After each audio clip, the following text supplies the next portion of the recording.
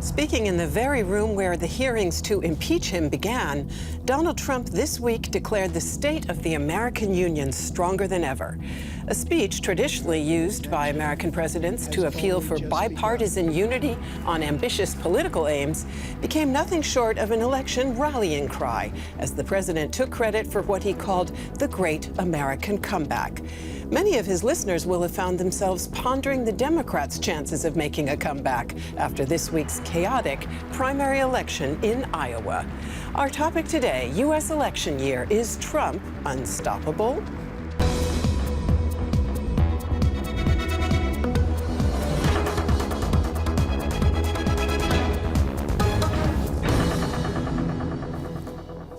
Welcome to the Point. And it's a pleasure to introduce our guests. Rick Noack from the Washington Post's Berlin Bureau. He says Trump's State of the Union address was filled with a sense of vindication, both on domestic and foreign issues. But it might be too early for that. With us is also Ralph Freund. He is Speaker of Republicans Overseas, Germany. And his opinion, Donald Trump is a president who delivers on his promises. And it's a pleasure to welcome Rachel Tausendfreund. She's editorial director at the German Marshall Fund of the United States. She says Trump has had a very good start in 2020, but his successes are more show than substance. So, in his State of the Union, President Trump was speaking really just hours before he was acquitted in the second stage of the impeachment proceedings, which, of course, had been expected, especially by him. Was the enormous confidence that he projected in his State of the Union speech a sign that we are now going to be seeing Trump unleashed and emboldened? Well, to some extent, that's what he wanted to project. But I think when you especially looked at the second half of the speech, where he very much attacked the Democrats, even though he didn't bring up impeachment itself, you could tell that this is probably going to become a very ugly election campaign. And impeachment specifically is going to haunt him. Rachel, would you agree? Trump unbound? Yeah, well, Trump's always been pretty bold. This was part of his signature. But sure, the Republicans have now basically told him, go for it, we're all behind you, do what you want. And he's going to take that forward in the election year, I think. Ralph? Well, I think he's a strong president, has a strong support of his party, which is like absolutely necessary for the next 9 months. Let's take a listen to some of the claims that he did make in that State of the Union speech. I am thrilled to report to you tonight that our economy is the best it has ever been. Our military is completely rebuilt, with its power being unmatched anywhere in the world, and it's not even close. Our borders are secure. Our families are flourishing. Our values are renewed. Our pride is restored.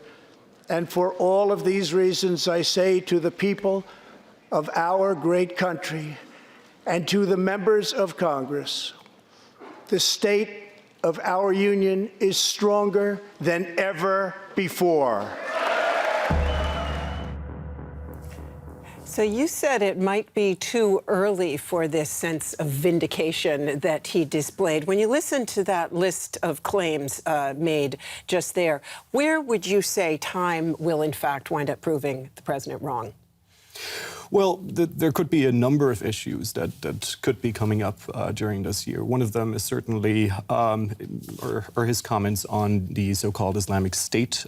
We don't know to what extent that group could regroup in Syria, Iraq over the next months. The UN certainly is saying that's a risk. When you look at trade, there are a number of unknowns, especially when it comes to the trade deal with China and potentially even the impact of the coronavirus on that, whether China will be hit so hard that it can't fulfill what it signed in this first agreement.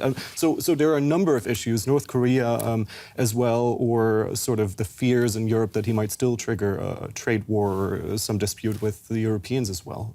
So those are the foreign policy issues, but there's, of course, a lot of domestic issues as well. And in fact, foreign policy didn't figure strongly in the speech. It was very much about the domestic situation.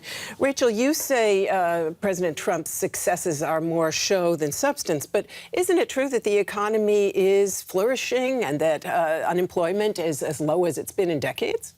Unemployment is pretty low. It's not as low as it's ever been, as he claimed, nor is the economy better than it's ever been. So it's true, unemployment is low, but growth is not very impressive. It's under 3%. That's not great.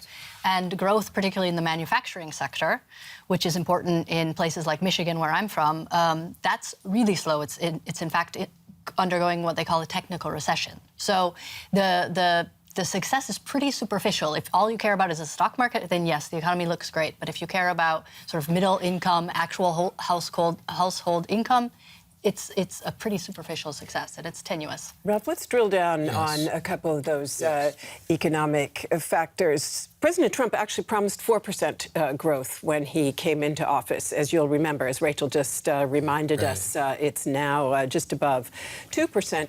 And he also absolutely claimed credit for this great American comeback, essentially saying things had been very dire before he came into office.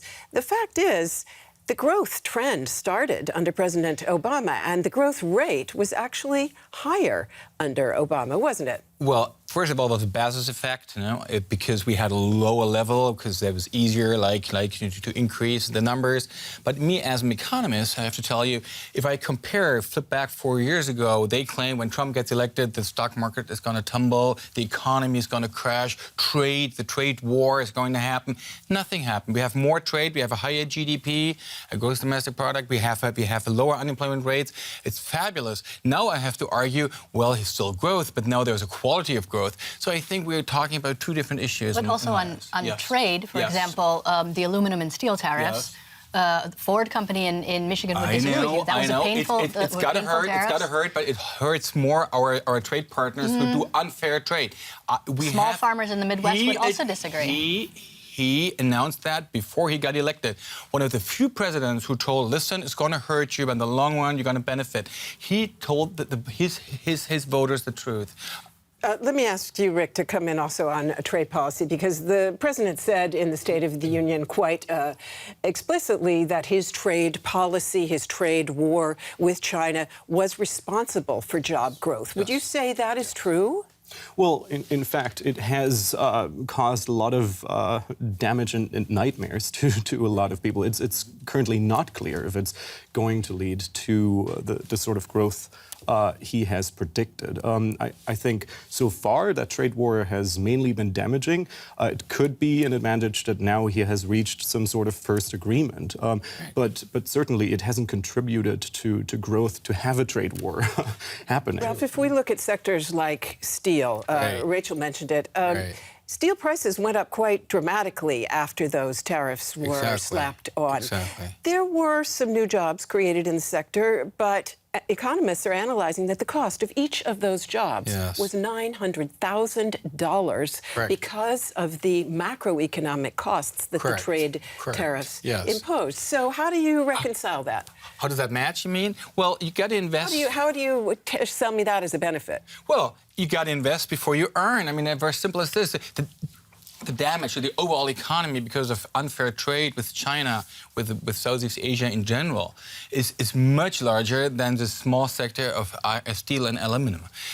You got to invest, you got to hurt before you earn the money. I think, as you mentioned, I think in the mid and long run, we're going to follow that up very carefully. I think everybody's going to benefit from there dramatically. But if you want to improve or change the trade relationship with China, and this is the big problem, and I would disagree. I would agree with you there.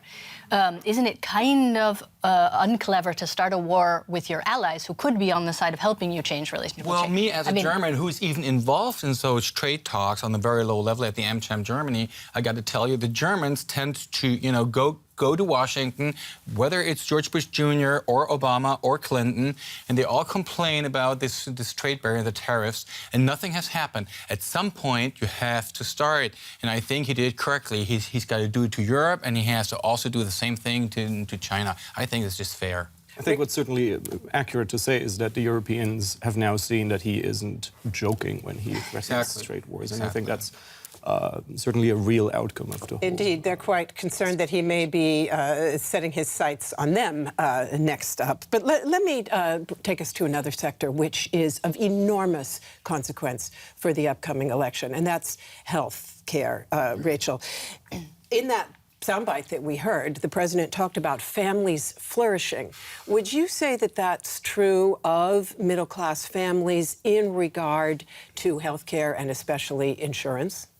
No, of course not. I mean, even Obama's healthcare reform, which was a huge step and did give access to many more people than before. I mean, it's still 20 million more. Yeah, 20 million more. But you know, the plans were still pretty expensive, and healthcare costs are just absurdly high in the United States. And you know, I live in Germany. I have social healthcare. The coverage isn't better, right? And people are realizing this. Prescription drug prices are absurdly high, even if they've fallen by 2%. You know, fall by 2% when they're 200% too high is not enough. So in the section of the speech where the president talked about his desire to bring prices for pharmaceuticals down, right, a number of Congress people from the Democratic Party stood up and started calling H.R. 3, H.R. 3. That's the name of the bill that they had proposed to bring pharmaceutical prices down that was nixed by Republicans. That's absolutely true. And on the health issue, I'm not in line with the president, I have to be honest. I think there could be better solutions than the current health plan from the president. I have to admit that. But still, he talked to the industry, the pharmaceutical industry, and he urged them to lower prices. So he did achieve something. It was not that he stood aside. Let me ask come back to the question of foreign policy. As I said, it didn't get a lot of attention in this speech, but we did hear one claim in the clip that we played from the speech, and that was that American prestige has been restored. Is that your perspective, Rick, as an American who is based here in Germany and Europe? Certainly not in Europe. I mean, when you look at the Pew poll numbers, they show very clearly that... The Pew Research Foundation. Yes, thanks. They show very clearly that most Europeans do not agree with that. In some countries, a very small amount. He does have quite high approval ratings, but that's not at all the case in Europe. And I mean, there are numerous reasons, trade being one of them, his very inconsistent foreign policy that has repeatedly shown on North Korea, his approach to the Kurds and the Middle East in general, really. Ralph, let me ask you this, and I'll ask Rachel to comment after that. Donald Trump made a very clear promise in his inaugural address and during his election campaign in 2016 to take the U.S. out of what he called the endless wars, especially in the Middle East. Right. You say in your opening statement that he keeps his promises, but that's one he definitely has not kept. Well, I'm sure he has less soldiers overseas, that's for sure, and he secured defense, the defense budget. He increased the defense budget. Did a pretty good job. He did not send out 400,000 drones in his last year like Obama did. He sent in 3 years less than Obama in 1 year. He did actually increase the forces deployed in the Middle East recently, but not overall. And over the last year by 14,000. That's right, but not overall. Overall, he has less soldiers overseas, which is quite an achievement, I believe. Trump is not somebody who started a war.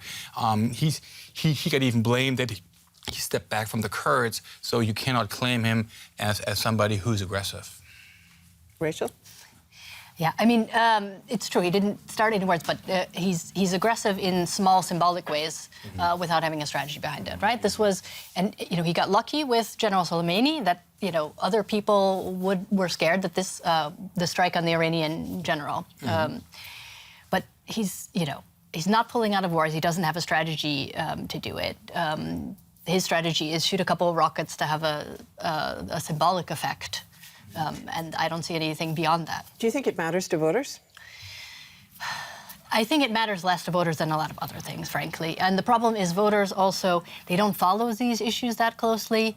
And so when he says he's doing this or that, they're probably going to believe him.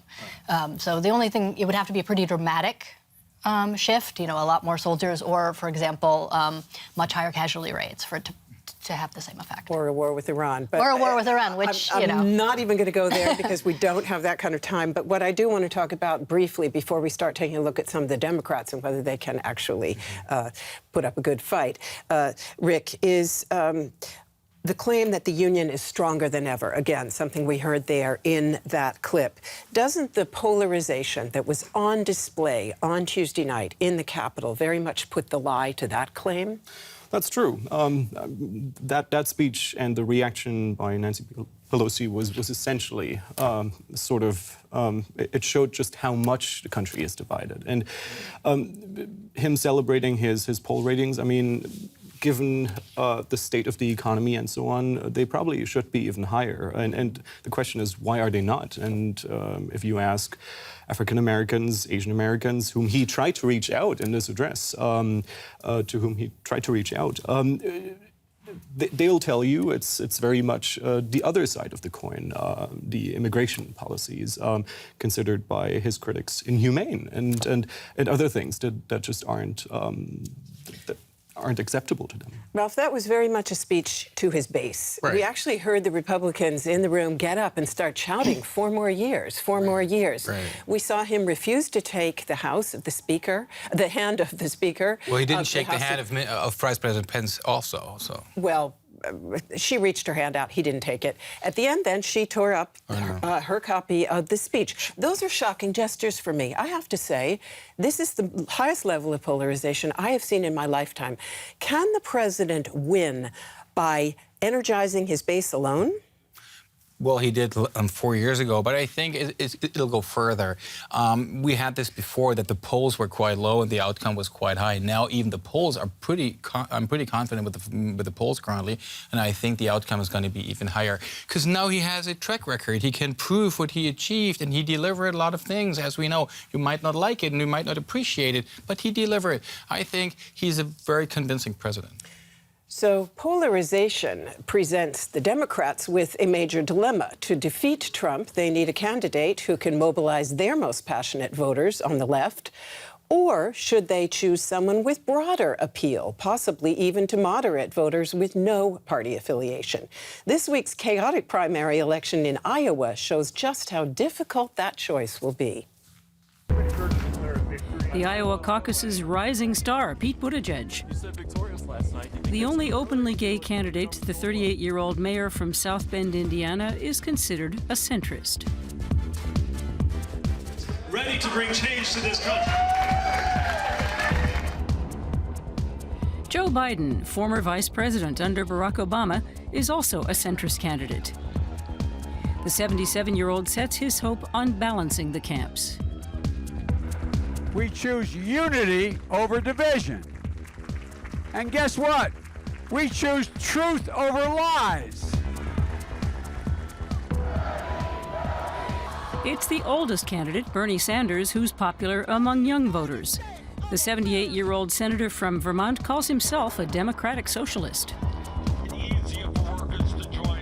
And together, we will defeat the most dangerous president in modern American history. Thank you all so much. Sanders wants to raise taxes on the wealthiest Americans, scrap tuition fees, and implement universal health insurance coverage. Will one of these candidates be able to win an election against Trump? So let me put that question straight away to all of you. Who could beat Trump, if anybody? Well, that's a difficult question. Joe Biden certainly looks a lot weaker than he did when all of this began. Bernie Sanders is very forceful, and some would say he at least has sort of the temperament that could help beat Trump. But I think a lot of people in the middle would seriously doubt that. And then there's Elizabeth Warren and Pete Buttigieg, who also seem a little currently below kind of the curve of people who might make it. Yeah. Yeah. Elizabeth Warren didn't figure in that report, Rachel, because she didn't come out so well in Iowa, although she didn't come out so badly either. So let's bring her into the mix. And who do you think could beat Trump, if anybody? I think they could all beat Trump, frankly. I mean, you have to remember who lost to Trump last time was Hillary Clinton. And Hillary Clinton was not a candidate who would either excite the sort of young far left part of the Democratic Party, nor was she a candidate that could win over, sort of moderate Republicans or independents, because she had been kind of the hated figure. Why did you get nominated then? Well, that's a long story. Yeah, that's a long story. Can we start on that track? Please. So why did she succeed? It's a good question, but maybe not for this show, since she's not running. She seemed like a safe choice at the time, but it was her deficits were pretty clear. Okay, but do you have a favorite among the four that we're talking about here? Look, I think coming out of Iowa, we have two strong centrist candidates, and neither one of them is Biden, and two strong left. So Sanders and Elizabeth Warren representing the left. I personally think Warren has better chance of getting independent voters than Sanders, while also exciting his left wing. So I feel like she's the stronger one on the left. Ralph? Well, if you ask me if I have fear of anybody, no, I don't. But I think a mixture of Biden and Buttigieg are like the moderate ones. They can, they can cover both streams. I think they have the best chances. And don't forget Mr. Bloomberg. Yeah, right. The billionaire in the wings. Rick, Bernie Sanders. Looking at him, I sometimes feel like he's the left-wing version of Trump. Is that a plus? If you think that's true, maybe you don't. Would you say that's a plus or a minus for him? Well, I think looking at it from Europe, he doesn't look like the Trump of America, because a lot of his positions are, frankly, quite similar to mainstream public belief here. But putting that aside, it could help him, because Trump is such a candidate who defies the norms of politics the way we've seen it over the last decades in the United States. So perhaps, I think his supporters hope, at least, Sanders can beat him by being different. Wouldn't he be demolished by Trump for his claim to be a socialist, Rachel? Yes. If you look at polls, 70% of Americans say they're not so sure about socialism. Yeah. 70% of undecided voters, John Kerry was overheard in Iowa in a hotel room saying that he might enter the race in order to stop Sanders. Clearly, at least the party establishment is very worried about Sanders. Yeah, I think the party establishment is very worried. I'm not sure that they're right to be so worried, frankly. The party establishment were the ones who thought Hillary Clinton was a much safer choice. But in fact, it is that one word, socialist, that is going to be a big weakness for Sanders. And because Americans hear socialist, they think communist. We just don't have the same history of social democracy. And that's going to take too much explaining for Sanders. It's going to be tough. To support a little bit of Sanders, I have to admit, even Trump didn't have the support of the party, and he bypassed the party and did pretty well. Yeah. So even Sanders could bypass the party and do pretty well. So this is not something I would be worried about. That actually brings me to the question of whether any of these candidates can unify the fractious Democratic Party the way that Trump has brought his party into lockstep. Right, but that only really happened after the election, right? As you said, it might not even be necessary to run this campaign, I think. Right. Rachel, it's often said that Pete Buttigieg doesn't have what it takes to attract minority voters, and that it will be absolutely crucial for a successful Democratic candidate to mobilize them. Do you think that's true, and could it change?